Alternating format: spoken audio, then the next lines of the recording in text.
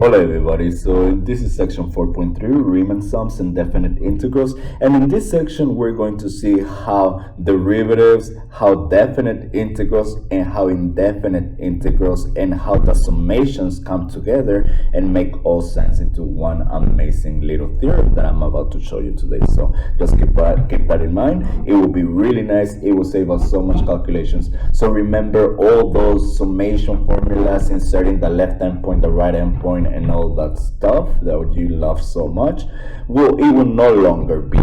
Now we have a really nice way to calculate these sums, these areas that we wanted to calculate, but without doing any of these geometric figures and then adding up all the areas that are integral to make the whole area. So let's get started. Riemann sums and definite integrals. Yay, let's do this nice little drawing. So example number 1. A partition with subintervals of an equal length. So here's the main difference, right? Before, the way that we were adding up and breaking up all these areas into little sub areas, it was rectangles with the same base. And now we say, well, hold a second. What happens if you have intervals that are not of equal length? What happens if you start varying these ones? And you can see how this can happen if instead of breaking the x-axis, you break up the y-axis into equal parts. So check this out. This is really nice. If I do this, and do this, and do this, if I reflect this little part here, well, I get this into this is a delta x. This is the width, the measure of the largest uneven subinterval. Some books call that the norm, and I do not know why they use delta. If somebody knows, please do let me know. But they use delta, the norm. And then when they go ahead and map this one, we get something like this. This little space is different than this one.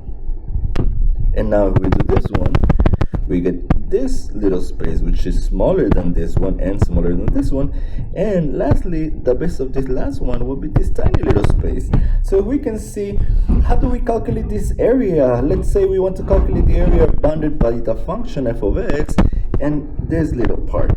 How do we calculate this area if we in fact do have intervals for delta x that are not of equal length? And we say, well, it does not matter, there's calculations, and that part I'm going to skip. If you're more interested, you can read on the book, and then you can ask me questions if you like. All right, but the area of this one will be 1/3. The reason why I broke that one into two areas is because later on we're going to be moving into problems when I do break up regions like this, and I say this is R1 and this is R2, and then I ask you to find this area using integrals.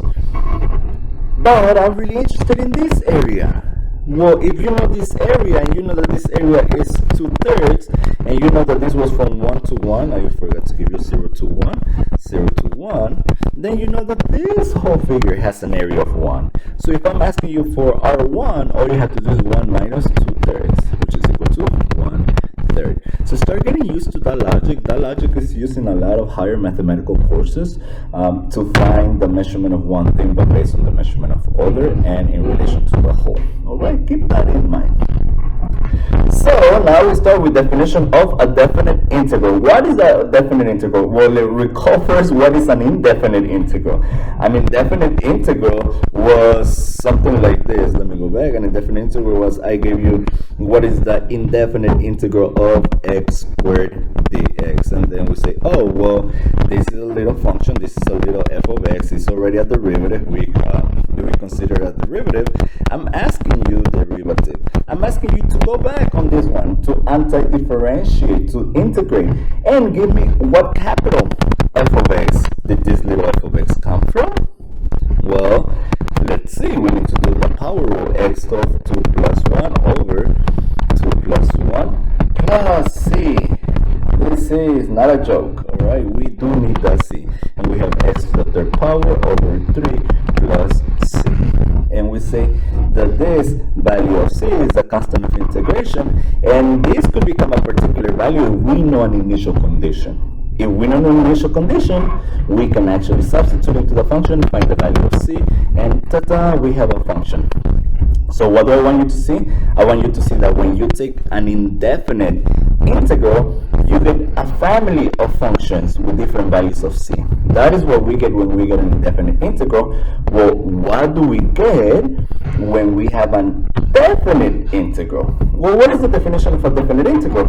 It's saying the partition, let the biggest interval, remember when I said let the norm of the measurement of the biggest interval go to 0. What does that mean is that you can break it into smaller and smaller and smaller and smaller. Theoretically saying the same thing what I was explaining in other videos, that delta x is going to 0 is the same thing as me saying let n go to infinity. Well, what are they saying? They're establishing the same thing. But what are they saying now? They're saying, hey, if you take the summation, once you take the limit of your summation, that is actually equal to this baby here. And this baby here is what we call the definite integral. And it gives us amazing power to do calculations. It saves us so much time, and that is what the next video will talk about. All right? Yay, thank you.